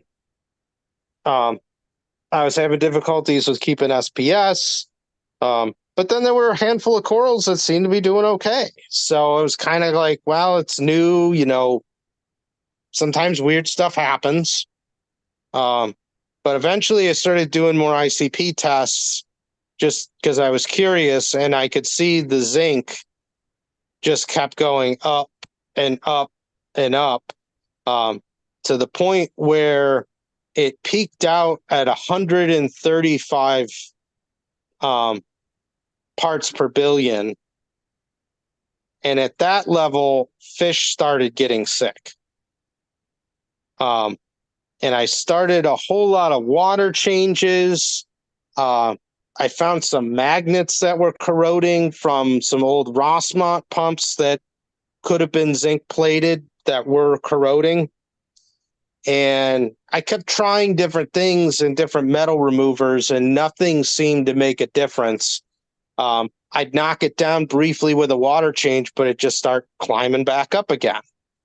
And finally, I got to the point where I said, well, that's one of the few things I've done differently that I haven't done before. And I ripped all the tiles out of the 400 and the 700 that I could get, other than a couple, did some more water changes, and lo and behold, the zinc levels stopped climbing and actually kept falling every time I did changes. So that's the most likely source. But I couldn't grow coralline algae. Heck, the Aptasia wouldn't even grow for a while. But, in soft corals, that was why I set that little 25-gallon up, because some of my corals just started doing so bad. In the last test I did a few months ago, they were down to about 7. And with this tank getting combined in, it should, this volume is so high here, it'll dilute out anything left. But, I have coralline coming back. Some of the corals are starting to grow again in the other system. The fish have always been fine. And, this is probably one of the harder things, is that, big systems like my 1,600-gallon or that 2,100-gallon fish room, I get, doing really big changes is never a good idea. So I tried to play it a little slower. But, I've got 11 or 12 ICP tests of data now, where I've kind of plotted out what I did and when. So the problem looks like it's gone, but yeah, it had some pretty bad lasting effects. So yeah, that would be my recommendation: is don't use large quantities of travertine tile. And thinking about it, I used to do a lot of rock and mineral collecting when I was younger, and quarries have a lot of different minerals in different pockets and concentrations that you never know where they are going to be. So, yeah, that's probably been the hardest thing that's going with this system. Is just the corals haven't done well in the fish room for quite a long time. So it's good to see things starting to slowly bounce back.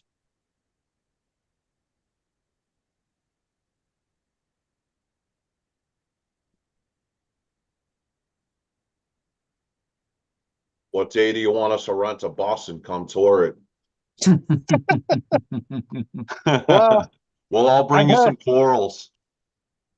So Aquashella Chicago is supposed to be happening in early August. So Nice. I haven't set anything official up, but I do have a few people that have asked if they could come out to see it. Nice. So there will probably be a small group of people I'll bring out. We'll That'd be see. cool. Hopefully by then it's not covered in hair algae still. Yeah, you got a couple of years for your uglies. Well, and it's I embrace that stuff, it's just part of the hobby. Yeah. Sure is. Well, the tank police aren't going to come after you. Yeah, well, I hope not. Although there's a couple that people have said, "Oh, are you going to get the Atlantic blue tang?" And I'm like, "No, I don't want that." I don't know. I think you should just throw one in your 25-gallon just to stir them up. Oh, yeah, that's but no, I mean, the only thing I've really considered in here that I've never kept, that I think this is the first tank if I was gonna try, is possibly like an epaulet shark, or stingrays. Wouldn't be anytime soon, but though that is something I've thought of because I have enough real estate to where I think it would actually be an acceptable size tank.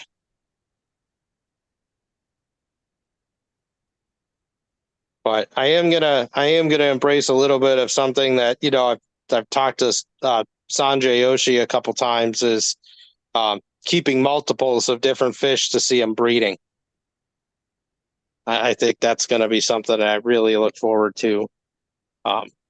Even my 720 gallon, some of the spawning I'd see with things like purple pseudochromis. I had a trio of them in my fish only tank, and they used to lay eggs and spawn all the time. So that I think is something I'm really looking forward to. Hey, Alex, where did you say you were going to keep that mantis shrimp? Was that in a different system or was that in the big tank? It's going to be in my 150 gallon back here. I haven't decided this tank here. Yep. So I don't know if I'm going to divide it and try to keep a couple, or maybe try to do like a pair, or just do a solitary one. I haven't figured it out yet because I want to see what species I can get. I'd really like to get a larger spear. I had a small yellow spear that I had for about a year, and I lost it, but I had that in my 700. And I've also thought about putting one in the 25 gallon. So yeah, I'm a real I love mantis shrimp. They're very fascinating animals. So, but yeah, they'll be in here at some point too. I'm actually going to probably go to my LFS this week and probably be like, "Hey, if you see something on the list." So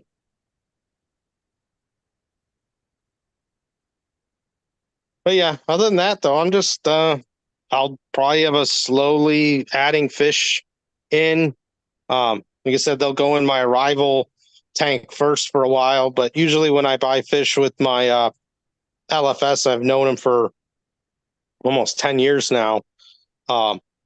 When he buys, he goes to a local wholesaler and I usually just give him a list and a budget, and he'll let me know what he gets, and then I pick them up in the wholesaler bag and I take them straight home. I don't even let him put them in his systems most of the time. So, but he's got his local guy here's got really good quality fish, which, you know, I'm very picky about where I buy fish from.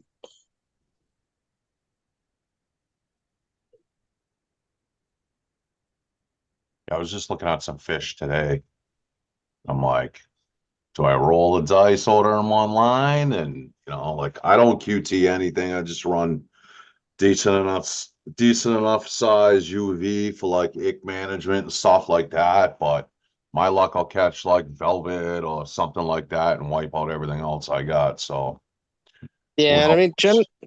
generally with all my fish, when I acclimate them, I'll do 3 15-minute rounds of acclimation in a bucket, and generally the last 15 minutes I'll just take a full cap full of Paragard, Mhm. and I'll put that in with them for the last 15 minutes, and then when they're ready to go into their new home, I'll flush them with a couple of flushes of water in a container just to rinse them off real good, Yeah. and then they go in.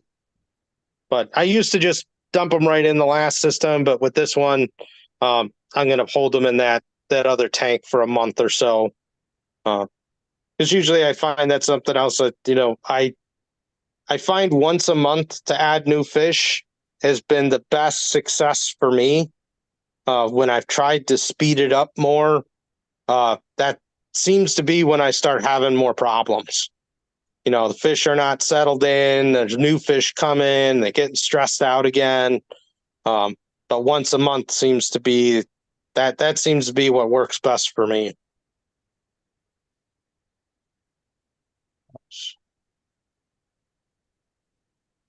I can't wait to build my new system now. Thanks, Alex. You're the best. No, you're Look at welcome. Corey walking through the fish tank.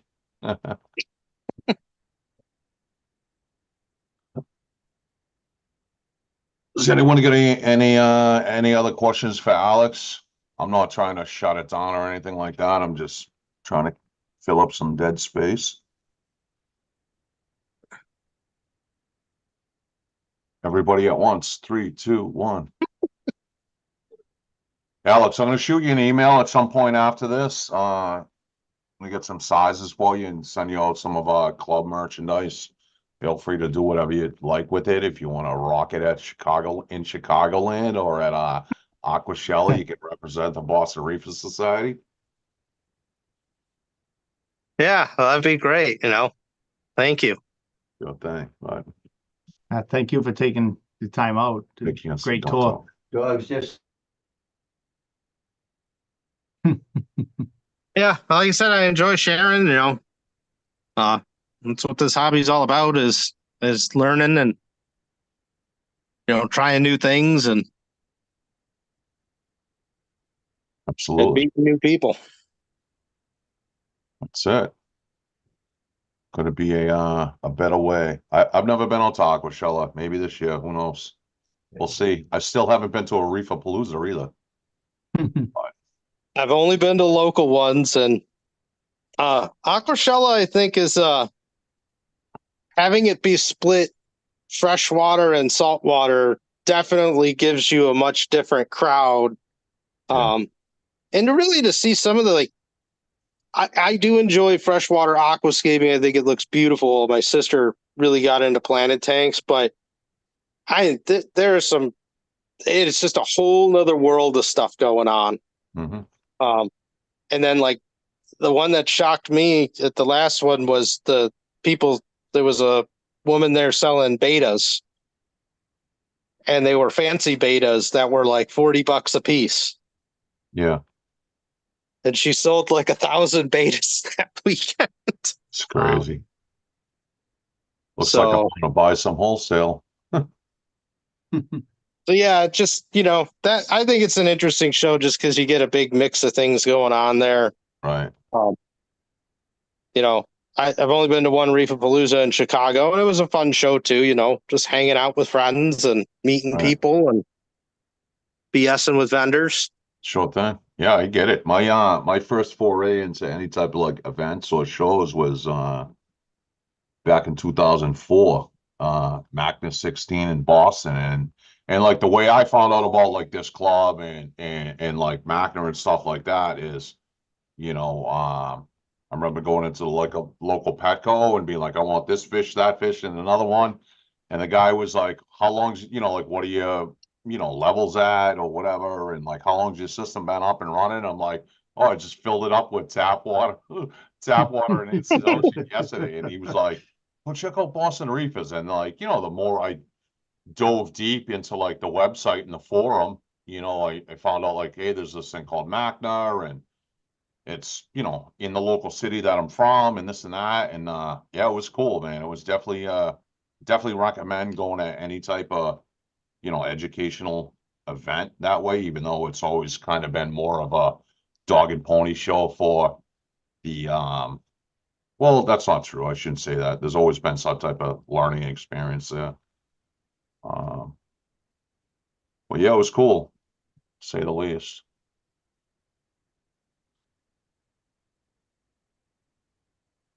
The real Yeah, question is, how high can you bunny hop that cruiser over there on the left of the room? What? The bicycle, the Bike. cruiser, how high can you bunny hop it? Oh, that's my wife's bike. Nice. So she was like, I want to be able to ride my bike this winter. And I was like, okay. I cleared out the construction zone. I was like, there you go. Nice. Just seeing this place not be a complete mess of construction stuff is nice. I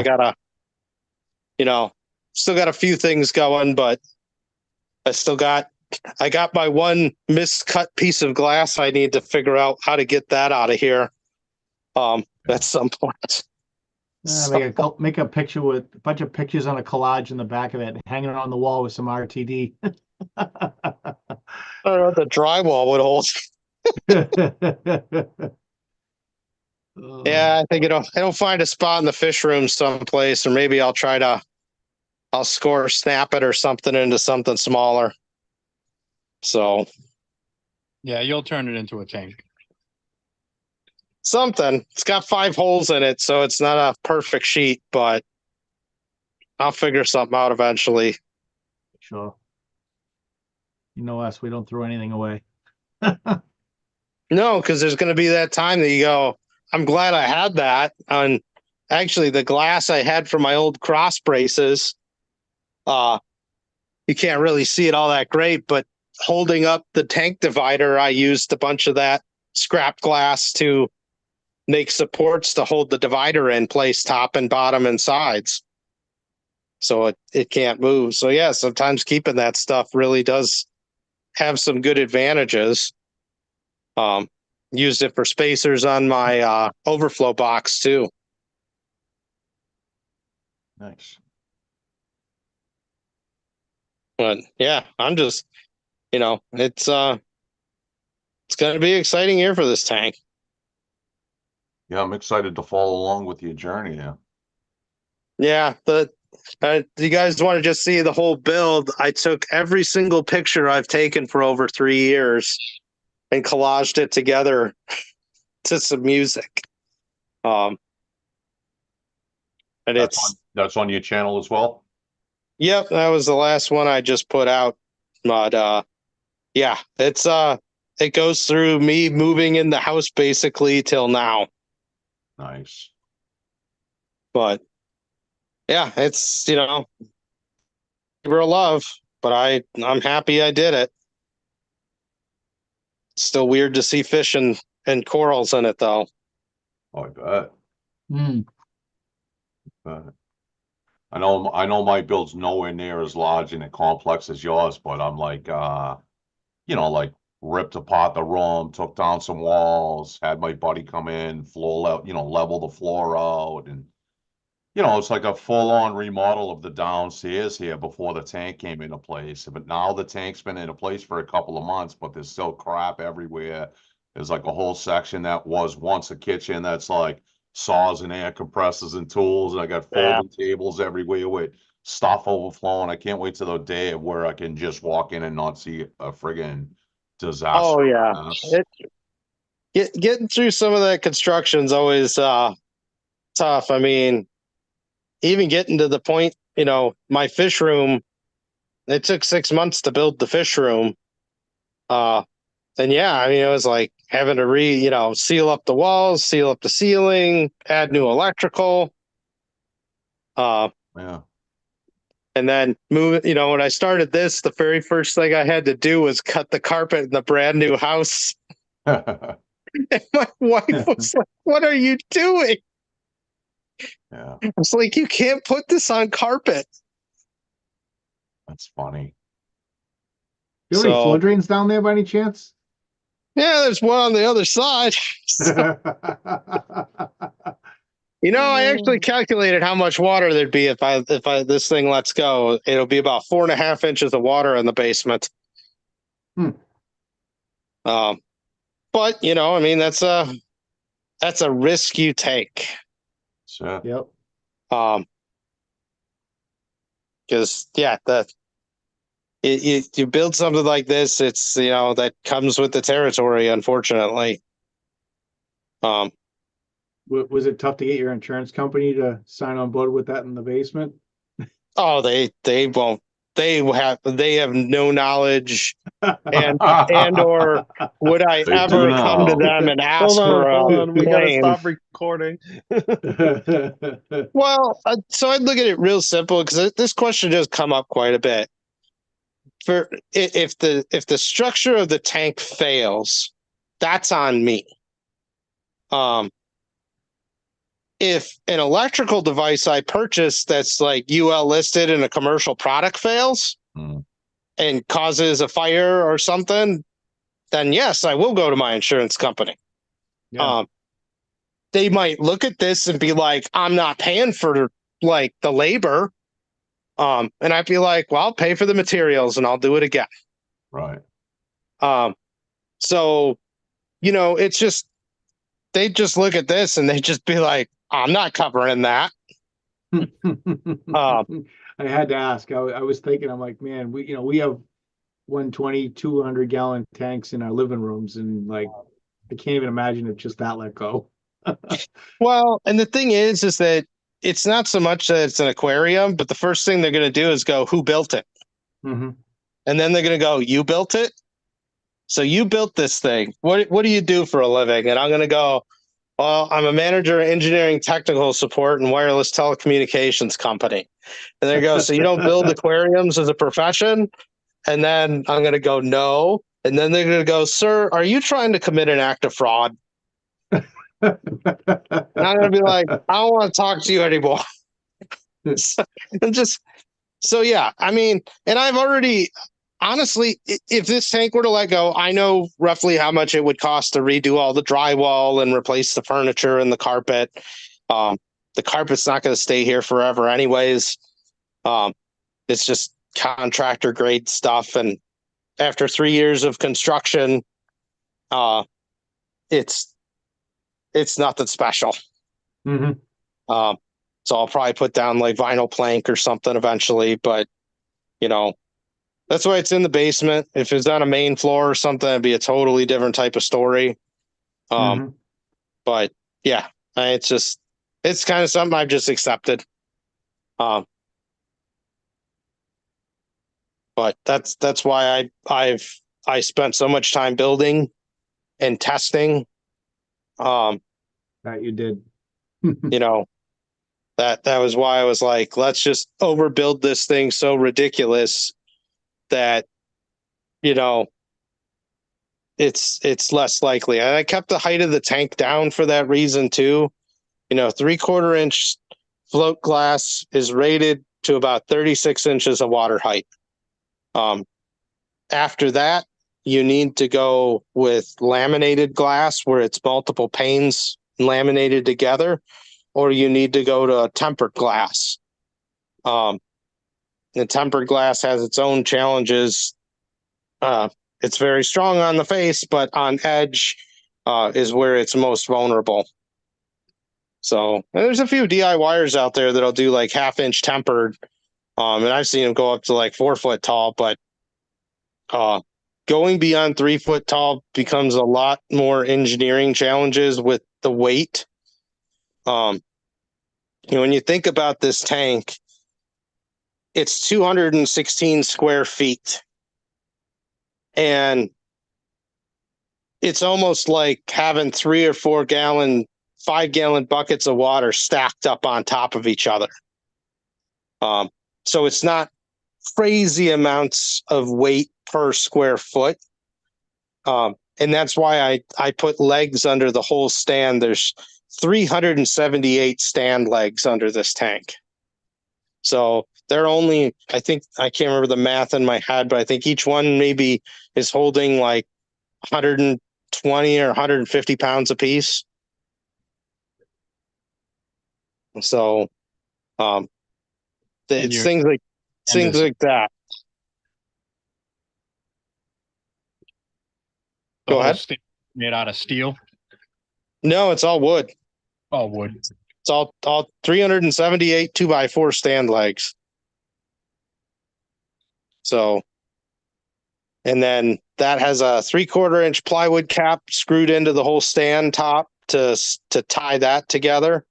And it's got bottom rails on it too to secure the bottoms together, side rails can stop it from shifting.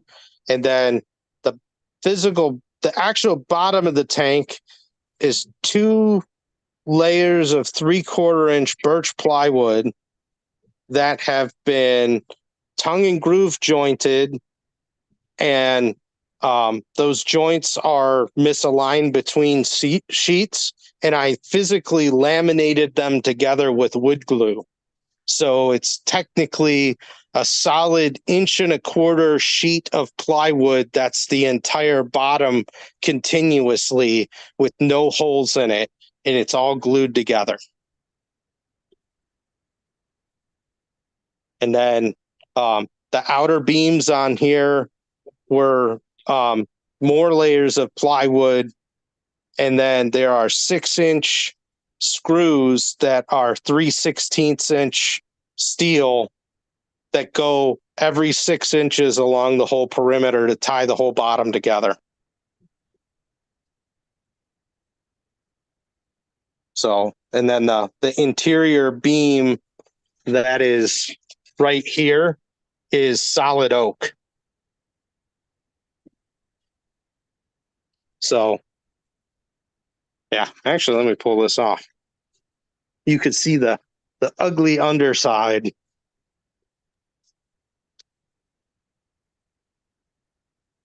So, this is the bottom of the stand, and then the bottom of the tank. And then this is the part of the beam here that's holding back the water. And then there's 6-inch screws spaced, and they go all the way through to the other end. Oh. And then you can kind of see in there a little bit. So, Yeah, I don't think it's going anywhere. yeah. So, like I said, I went way overboard. Is that a black epoxy that you used, or? So I used Pond Shield epoxy. So everything, the exterior beam I coated with a couple coats of it. The entire interior of the canopy has 2 coats of it. All the insides of the doors have 2 coats, and the bottom has 4 coats. And that for the bottom and the side beams, those are all fiberglassed. So, but I've had good luck with that epoxy. I've used it many times. It might not seem like the strongest thing right away, but once it gets a few weeks to fully cure, that stuff, it just becomes like a hard shell. So, but yeah, it's that's the other thing too with the whole thing having 2 layers of fiberglass. It's one layer of chop strand mat on the whole bottom and all the sides of the beams, and then a layer of woven fabric over the top of that, and it's all been overlapped with layers too.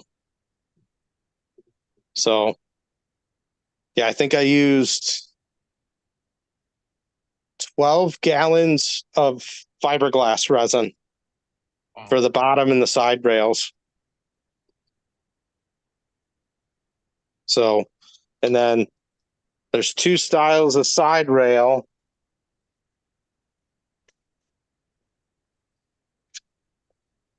So this is the first, where these are plywood beams with a solid wood face. And then I fiberglass the top, the inside, the top, and the bottom. And then these have been epoxied with at least 2 coats of epoxy on all sides. And then each one of the, so there's this beam is 24 feet long. That beam on the far end is a full 30 feet. It goes the whole end. That's one solid piece of wood that I've made.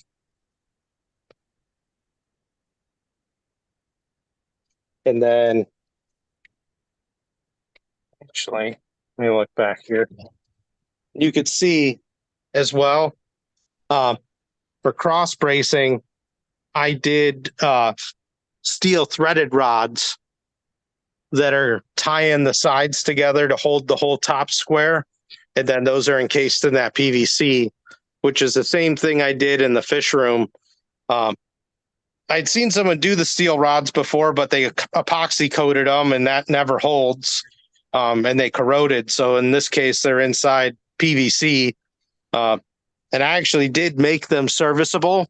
And when I built the tank, because I wasn't sure if I made enough, I added holes for doubling up the rods. So, but there's plenty here. The whole tank holds straight. And then for the ends, because there was no cross brace, this is essentially a solid 4-inch by 4-inch beam made of plywood and solid wood face. So,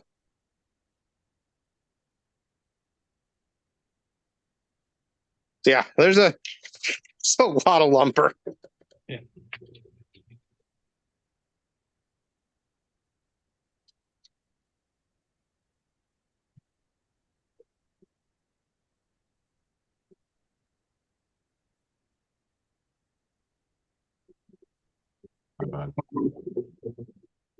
So, any other questions?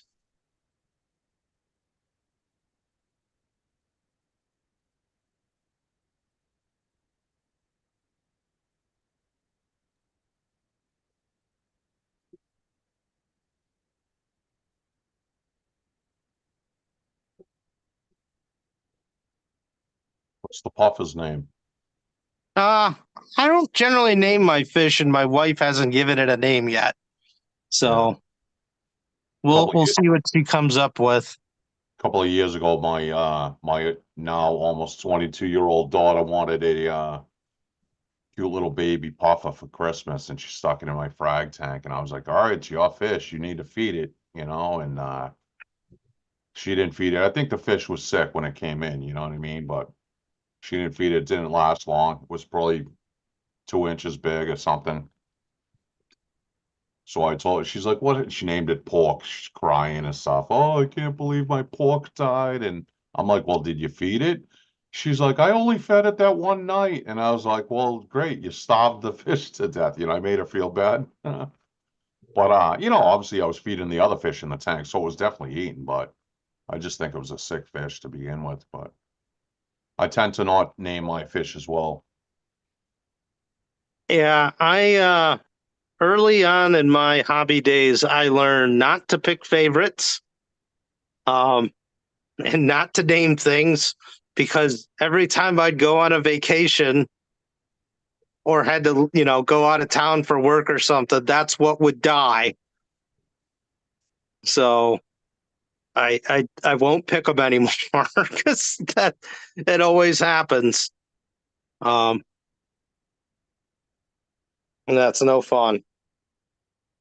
And that's something too. I tried to get this tank as prepared as I can. So if I go out of town, I got an LFS that'll watch it and come by every few days. They'll watch the Apex. Yeah. And then, I've got an emergency kit on hand as well with some emergency supplies if needed. Nice, very nice. Cool beans. Well, like I said, Alex, I greatly appreciate you taking the time to join us and share your beautiful masterpiece here. I'm gonna definitely send you out some merchandise, and we'll promote your channel and stuff like that on our socials, and I'm gonna run a wheel of names for the attendees while they're here. Whoever happens to win will receive a Boston Reefers hooded sweatshirt. So give me a moment. I'm gonna share the screen and go to that for a quick second. Let me know if you guys can see this, because I'm technologically not advanced tonight. Can you all see this wheel of names? So this is the current list that was in here. So do you guys want to press it once, or do you want to spin a few times and burn the first couple and then go after that? You guys decide. Do it loud. I'm just the pretty face of the organization here, is what I tell everyone. You want to do, Chris? Just press it once. 3, 2, 1. I wish we had some cool music.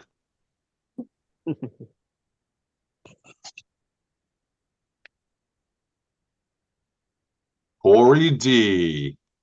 I just bought a sweatshirt. Nice guy. Well, now you get a second. You get the different color. I'll get one for your lady. Yeah. Yeah. Gotcha. Awesome. Uh-oh, what happened here?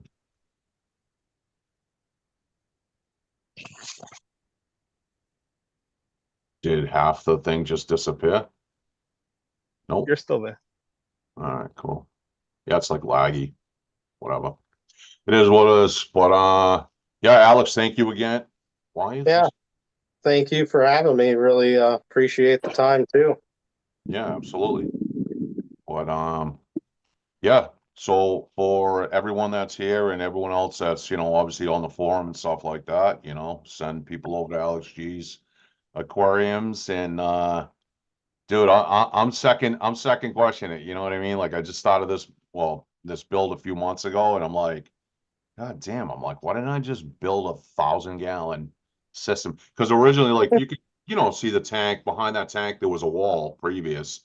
And I always like envisioned like an L-shaped tank at some point. Because, David Saxby over in England or whatever's got a big old L-shaped tank. And I was like, man, that would be cool. In my last system, I had 2 4-foot tanks. And then I thought about doing like a raised central refugium, like biotope or something. That never worked out, but I don't know. Maybe the next build. I do have a 28,000-gallon pond out in the backyard, but it's way too cold to heat in the winter. So maybe when I move south somewhere, But cool. Thanks for everyone that took the time tonight to participate. Thank you again, Alex. Greatly appreciate it. I'll shoot you an email that Corey sends out to you and get your address and send you out a swag pack, and we'll go from there. Maybe we'll Thanks, Alex. get Aquashella. Yeah. Thanks everybody. And yeah, if you're gonna be an Aquashella, drop me a line. Hell yeah, man. Thank you. Thanks, Thank you. guys. Bye. And our next one, I believe, is Alex. Alex, April 21st, I believe. Same bad time, same bad channel. Potentially, I don't know who's on it. Maybe Corey Page can help me out. I think Paul Baldessano possibly. What? Yes, that sounds right. All right, cool. All right, thanks, Alex. Take care, man. Thanks, everybody. Have a good night. You as Bye. well. Thank you. Good night. Thank